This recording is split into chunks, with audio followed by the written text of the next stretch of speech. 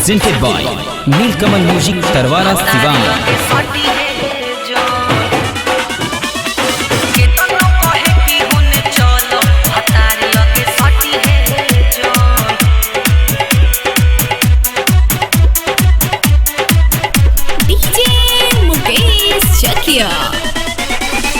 बाटे बना के अभी रह के दूरी प्यारी कलोज कइल बाटे जरूरी।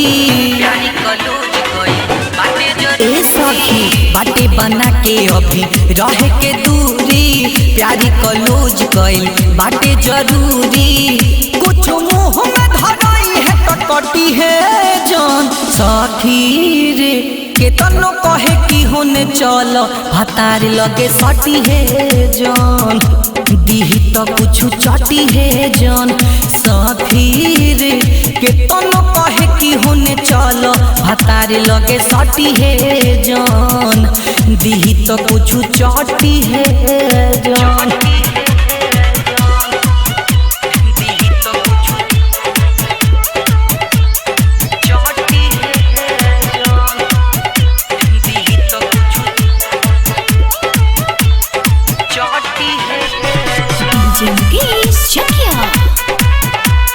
Mixed by Nilkamal Music Tarwara Siwan। रोको जवानी जनी कर खालास हो धनी बेमारी सब हो जाई नास हो। रोको जवानी जनी कर खालास हो धली बेमारी सब हो जाई नास हो।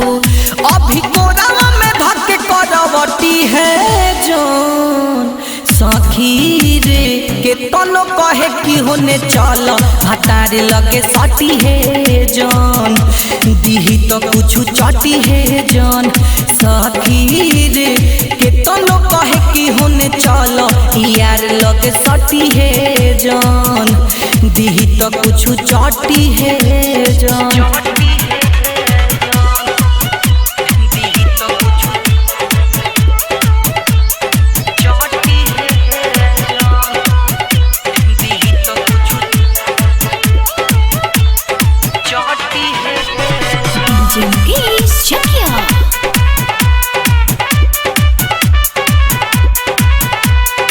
शादी के लेके सहे पड़ी कॉलेज हो शिवम सूरी लाई है कहे हारा के सहे लोग के बड़ी गजन बा।